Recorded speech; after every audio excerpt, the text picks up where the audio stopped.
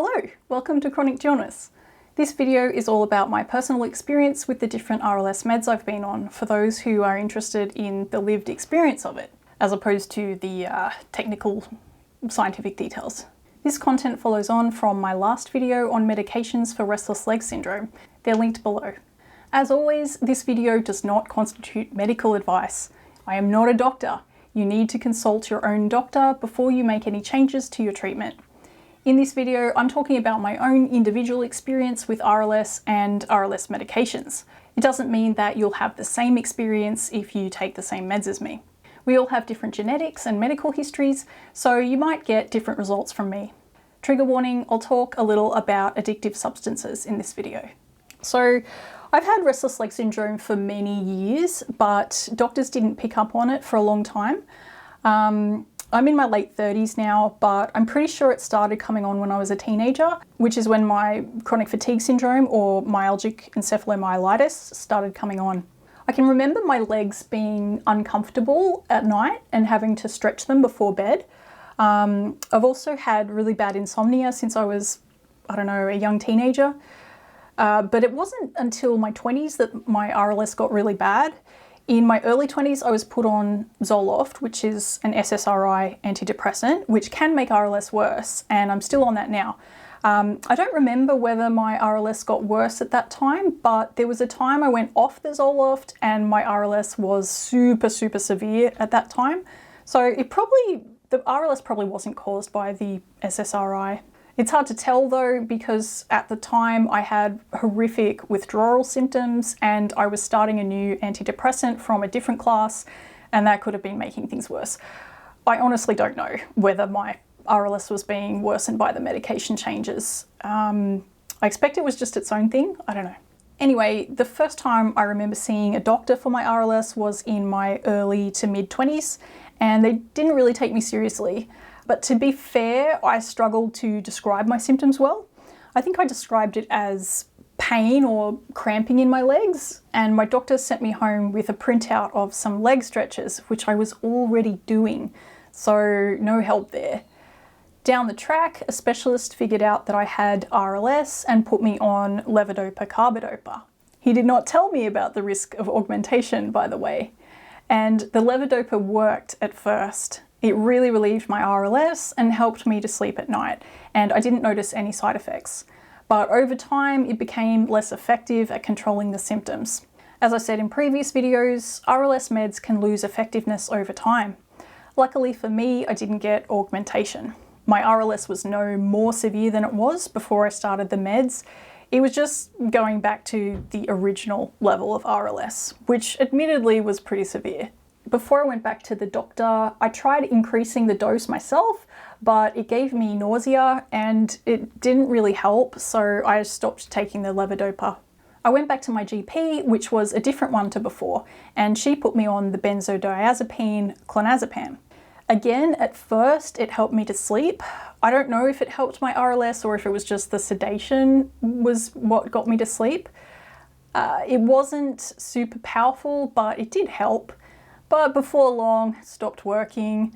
I increased the dose according to my doctor's instructions, but it still wasn't enough. And again, I wasn't warned properly of the risks.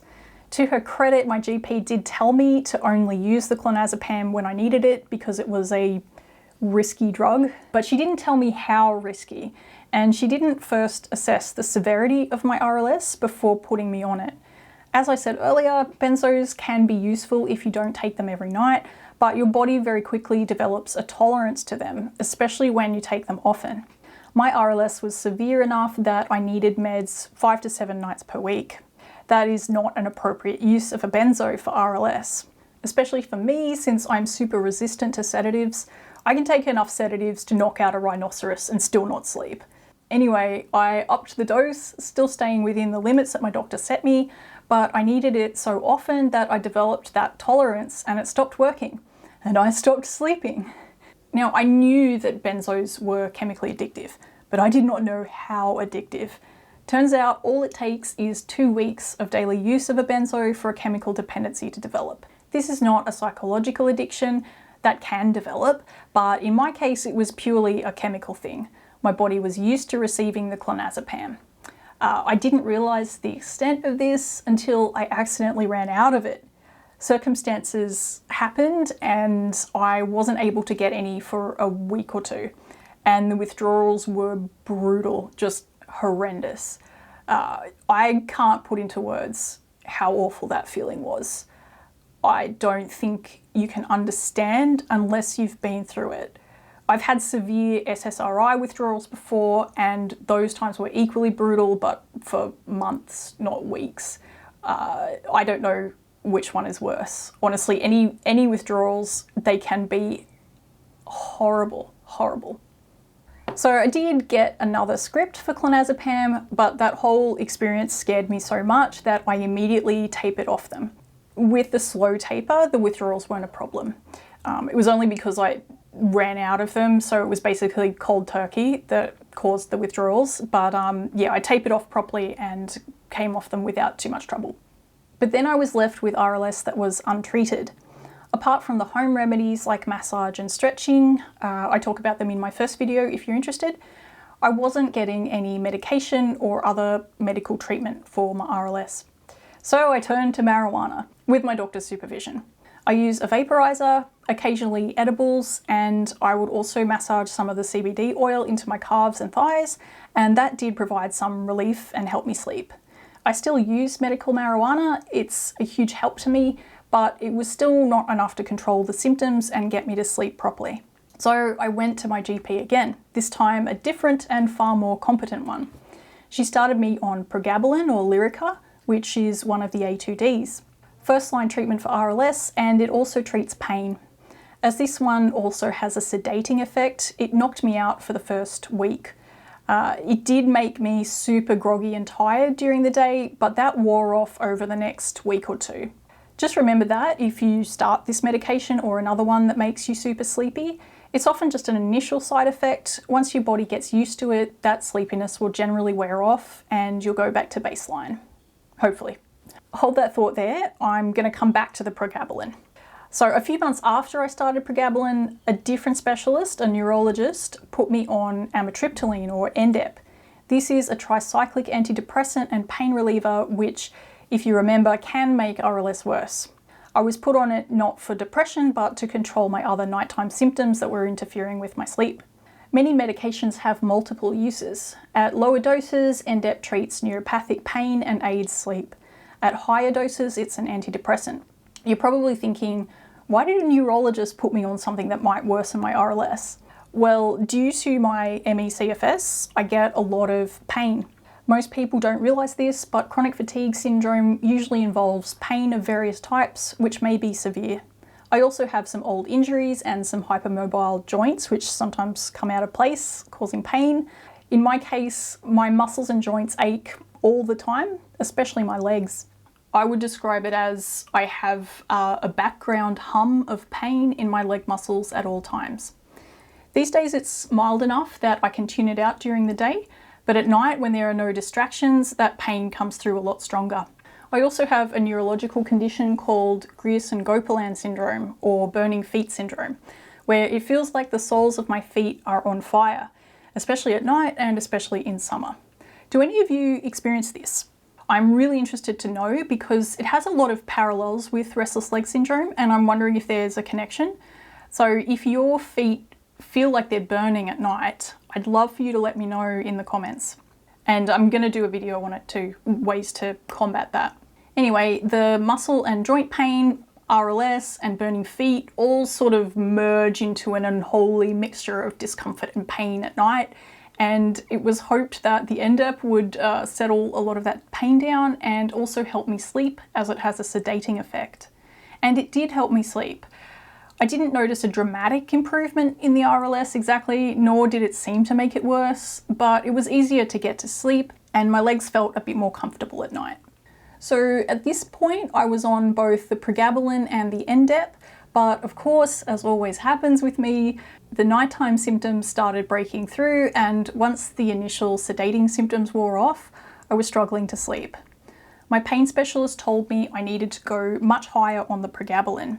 So we upped the dose and upped it again. And then the weight started stacking on. I was gaining weight fast. After a while, I realized it was the medication doing that, but I wasn't sure whether it was the Endep or the pregabalin. It was likely both. Remember that side effects can be magnified when you're on multiple medications.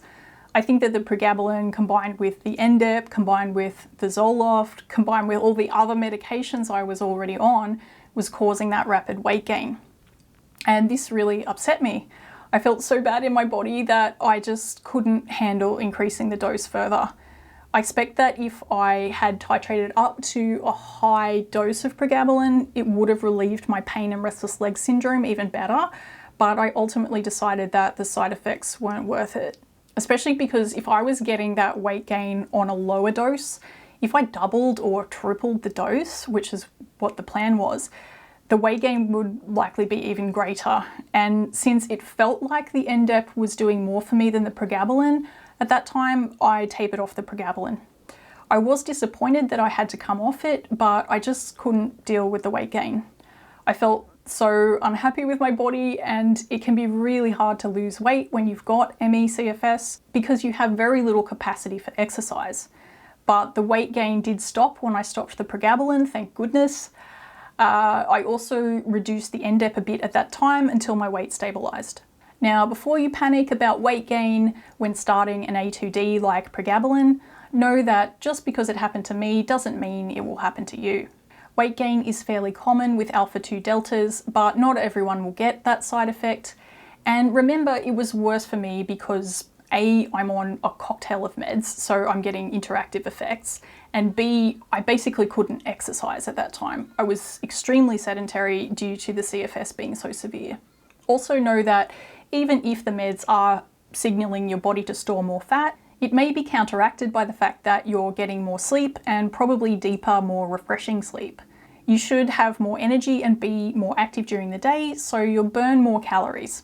And sleep deprivation itself can cause weight gain, or at least impede weight loss. Lack of sleep changes the way your body regulates its blood sugars, and it's a stressor that signals to your body to hold on to its fat reserves. So it's possible that going on an alpha-2 delta might cause you to lose weight once your RLS is relieved and you're sleeping well. Back to my story. I was on the Endep and it seemed to be helping me sleep and helping my night symptoms, but I still wasn't sleeping great, so we upped the dose. But then I started noticing it doing strange things to my mind. It was causing some scary cognitive issues on top of my already existing cognitive impairment due to the ME/CFS brain fog. And now I know also ADHD that was undiagnosed. So my new pain specialist suggested switching to a tricyclic that was similar to Endep, but which shouldn't cause the cognitive side effects. This was nortriptyline or Allegra. It seemed to do the trick for a while. The cognitive issues went away, but after a while, again, it just sort of stopped working. I still wasn't sleeping, so we upped the dose and then doubled that dose, and that's when the weight gain kicked back in.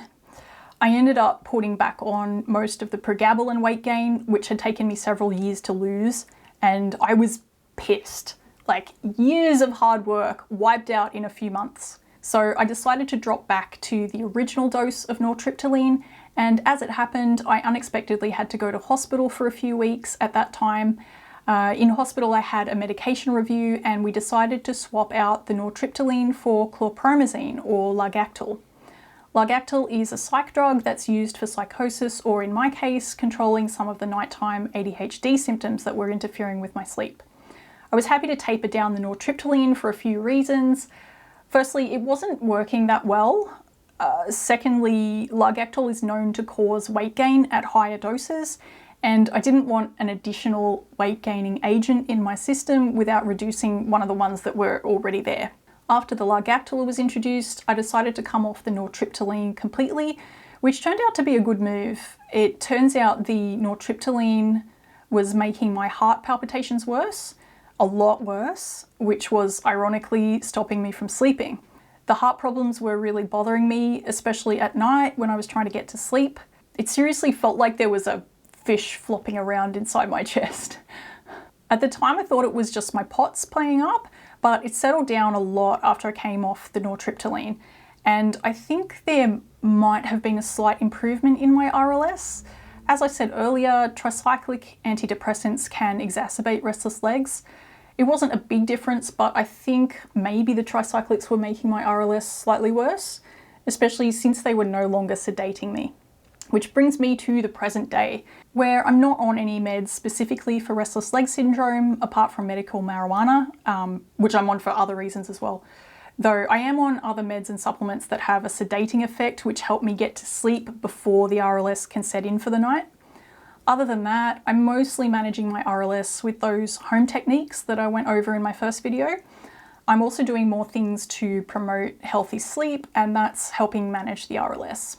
At the moment, the restless sensation doesn't feel as intense as it did in my early 20s, though that might be because I'm better at managing it. I always catch it early before it can fully set in, and I do things to prevent it coming on in the first place, like stretching and massage, and making sure I'm getting enough iron. For a little while there, I had an iron deficiency, so I've got the iron back up now. Also, my ME/CFS is not as severe these days, which means I'm able to do some gentle exercise a few days a week, and we know that exercise improves RLS. So I expect the fact that I'm going for walks a few times a week is helping manage my RLS. Hi, actual present day Jill here. Since this video was filmed, I've actually started taking a new med for restless leg syndrome. I've started taking Pramipexole, which is one of the dopamine agonists. I was a bit scared of the possibility of augmentation at first, probably because I've done so much research on augmentation, it's got me a little bit paranoid. But I'm only on a low dose, and I know what to watch out for. I've been on it for a few months now and have had no side effects whatsoever. My RLS is almost non-existent now, which is amazing. There are still some nights I can feel it, but it's pretty mild and I can usually get it to settle down pretty quickly. I am still doing all those non-pharmaceutical techniques that help to prevent or relieve RLS. So yeah, the restlessness is mostly gone, but I still do get pain in my legs and feet at night, so it's still tough to get to sleep sometimes. On bad nights, I used to use the opioid codeine to settle down those symptoms, but I'm taking a break from it at the moment, which is tough, but so far I'm managing. Okay, back to other Jill. Well, that concludes my videos on restless leg syndrome. I hope this series has been helpful for you and that you get some relief from your RLS. I put a crap ton of work into these videos. My script was over 13,000 words. That's 19 pages, plus many additional pages of notes. So I'd love it if you could give this video a thumbs up and share it with anyone you know who suffers from RLS. And feel free to subscribe to my channel for more science-based videos on managing chronic pain and illness. My upcoming videos are going to focus on ME/CFS, as that's what I originally wanted this channel to be about primarily. I'll be covering techniques for pacing and saving energy, hacks for studying with a chronic illness, as well as some more videos on mental health in relation to invisible illness. So stay tuned for that. Well, I am going to take a well-deserved rest, and I'll see you next time. Bye. What is happening here? I should not have touched it. It may be counteracted by the fact that you're getting more sleep and probably deeper, more refreshing sleep. That sounds gross.